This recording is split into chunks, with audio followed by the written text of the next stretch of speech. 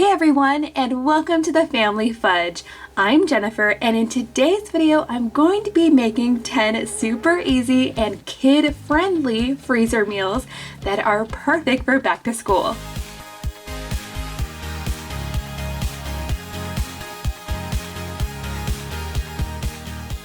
Now you guys, I love freezer meals, especially at back to school time. They can be a lifesaver. This year I'm actually homeschooling all 4 of my kids, and since I work from home as well, I've really been wanting to stock my freezer with some dinners.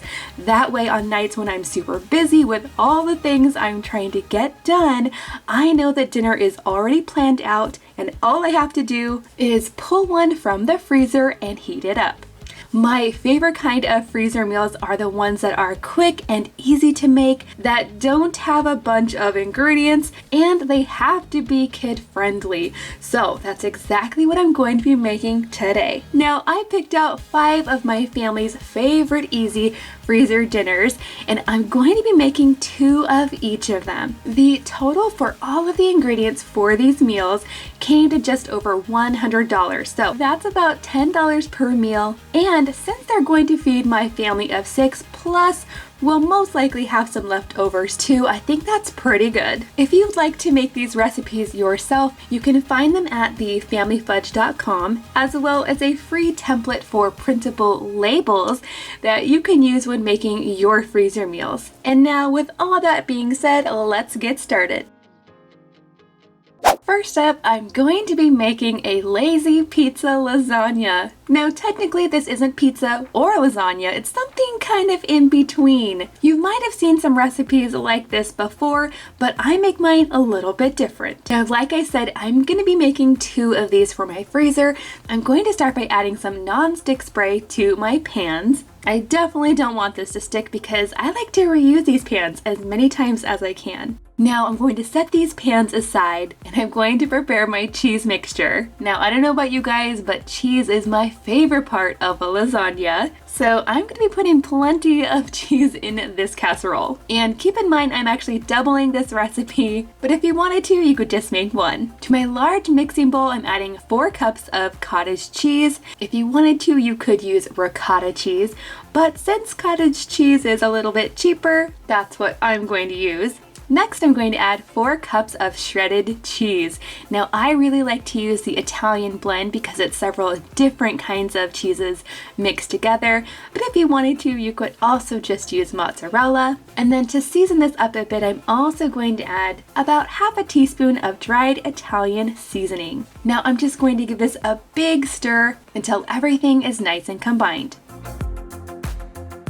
So now it's time to start layering up this lazy lasagna, and I'm actually going to start by adding about a cup of pasta sauce to the bottom of each pan. And I want to make sure to spread this out because next comes the frozen ravioli.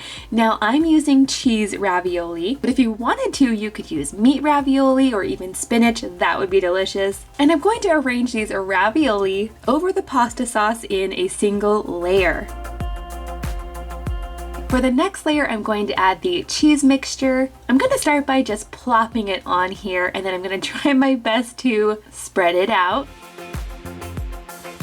And then the next layer is where the pizza flavoring comes in. Now you guys will have to let me know in the comments down below if you've ever tried putting pepperoni slices in your lasagna before. I think it's actually really tasty and my kids do too. But to make sure this lasagna doesn't end up too greasy, I do like to use the turkey pepperoni instead of the regular kind. And at this point, if you wanted to add any other pizza toppings like peppers or mushrooms, now would be the time. But I'm just going to go with pepperoni today. Now I'm ready to repeat the layers, but this time I'm going to start with the ravioli first. I want to save that layer of sauce for the top. So on go the rest of my ravioli, followed by the rest of the cheese mixture, and then the rest of the sauce. I ended up using 2 jars of pasta sauce for these 2 freezer meals. And then lastly, to finish off both of these casseroles, I'm going to sprinkle a good amount of grated Parmesan cheese on the top. And I don't know what it is, you guys, but this Parmesan cheese is giving me a hard time.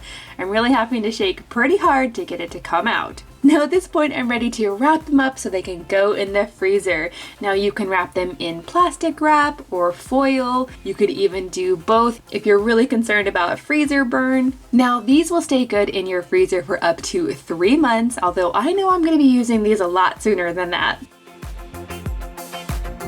Okay guys, next up I'm going to be making some slow cooker sweet and sour meatballs. And before I started putting together these freezer meals, I did go ahead and chop all of my vegetables ahead. My secret weapon when it comes to freezer meal prep is to use a veggie chopper. I've had this one for probably 2 years now, and it comes in really handy, especially when I'm chopping a lot of onions or a lot of peppers. So now at this point, since everything's already chopped and ready to go, I pretty much just have to dump everything into my bags. Now I did go ahead and label these already. I always recommend that you label your bags before you get started, and today I went ahead and printed out a sticker to label them, but most of the time I just use a Sharpie and I write directly on the bag what it is, when I made it, and how long to cook it.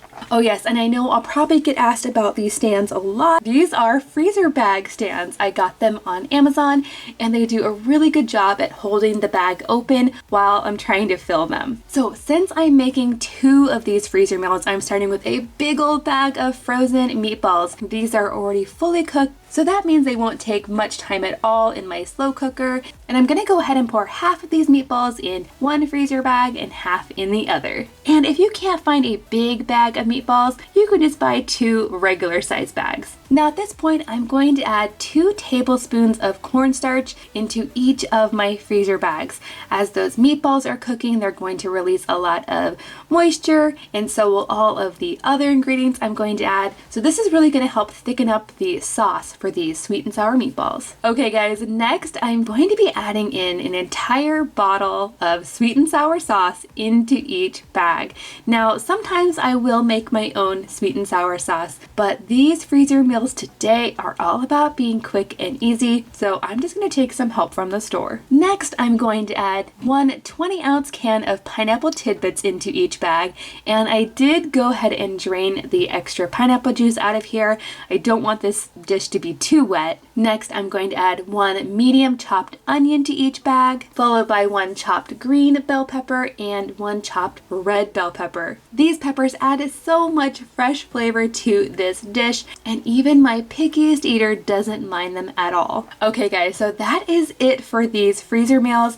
Now I'm just going to get them off the stands. I'm going to squeeze as much air out of these as I can, and then I always like to kind of flatten them out as best I can. That way they store nicely in my freezer. When I'm ready to cook these, I'll just dump the entire bag into my slow cooker, and they cook on low for just about 3 to 4 hours. They are super quick, and I love to serve them with some rice and some steamed veggies. This next freezer meal is what I like to call cheesy tot casserole. So basically this is a tater tot casserole with a cheesy twist. Now for these 2 casseroles, I am going to start by browning up some ground turkey first. I'm going to be putting about 1.5 pounds of ground turkey into each casserole, but if you wanted to, you definitely could use ground beef if that's what you prefer. As I'm browning up this turkey, I'm also adding in 1 chopped onion, 2 teaspoons of garlic powder, 1 teaspoon of salt, half a teaspoon of pepper, and 4 teaspoons of Worcestershire sauce. I'm going to cook this until it's no longer pink. And because I'm using a lean ground turkey, I don't think I'm going to have to drain the grease. But if you're using beef, you might want to. So now I'm going to set this aside and move on to my cheesy mixture. Can you tell we really like cheese in my house? Now basically this is just like your regular tater tot casserole mixture, but instead of adding milk, I'm going to be adding sour cream. And then instead of adding cream of chicken soup, I'm going to be adding this cheddar soup. And I really prefer the lower sodium one, so it's not too salty.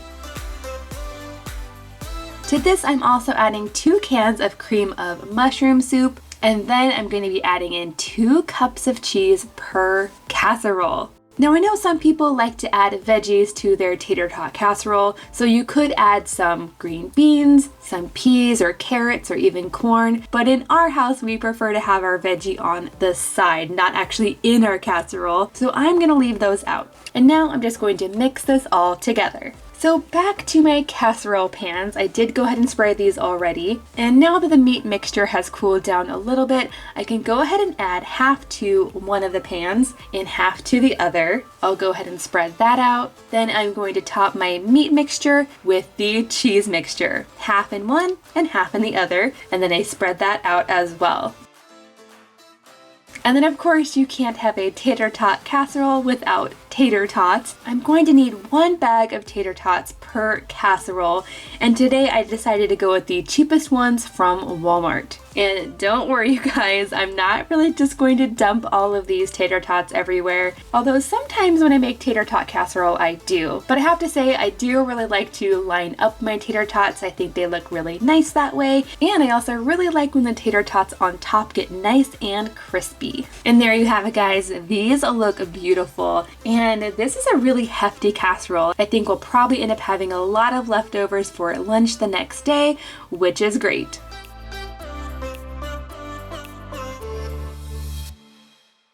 Okay guys, now that brings me to another super easy family favorite, and this is something that I call sweet cranberry chicken. Now again, I'm going to be making 2 of these freezer meals. I already have the labels on the bags, and I've pre-chopped all of my veggies. Into each of my freezer bags, I'm going to start by adding some chicken. This is about 1.5 pounds of chicken, and it is frozen already, so I'm just going to add it to the bottom. And next comes the kind of unusual ingredient. I'm going to be adding half this bottle of French dressing into one bag and half into the other. And you guys, if you've never had French dressing before, it's a really good mixture of sweet and savory.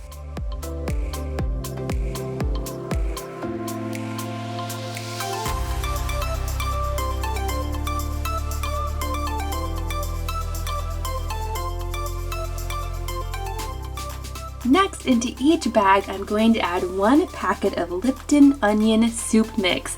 Now again, this sounds a little bit unusual, but trust me, this soup mix is going to mix in with the chicken as it's cooking, and it's basically going to create a really delicious sauce. Next, I'm going to add in 1 diced onion into each bag. Then I'm going to finish off each bag with some baby carrots. Next up, I'm making a delicious chicken taco soup that can be made in the slow cooker, and this happens to be my personal favorite. To each of my freezer bags, I'm going to start by adding about 1.5 pounds of boneless, skinless chicken breasts. Next, I'm going to be adding about half a cup of salsa into each bag. And you guys, this is very mild salsa, so my kids will like it. But of course, if you wanted to add spicy, you definitely could. Next, I'm going to be adding in lots of beans, both black beans and pinto beans. And I did go ahead and rinse and drain all of the beans. Next, I'm going to add 1 can of corn into each bag, followed by 1 can of diced tomatoes. And for the tomatoes, you actually don't want to drain those. You want all of the tomatoes and their juice in here. Next to each bag, I'm going to add about 2 tablespoons of taco seasoning.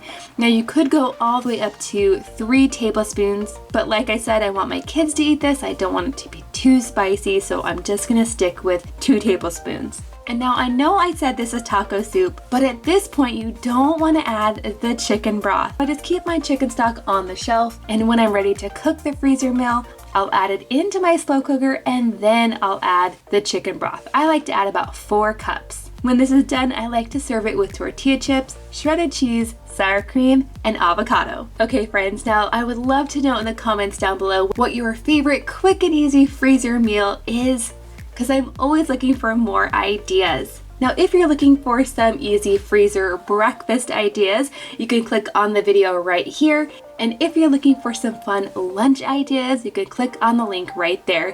Thank you guys so much for watching, and I'll see you in my next video.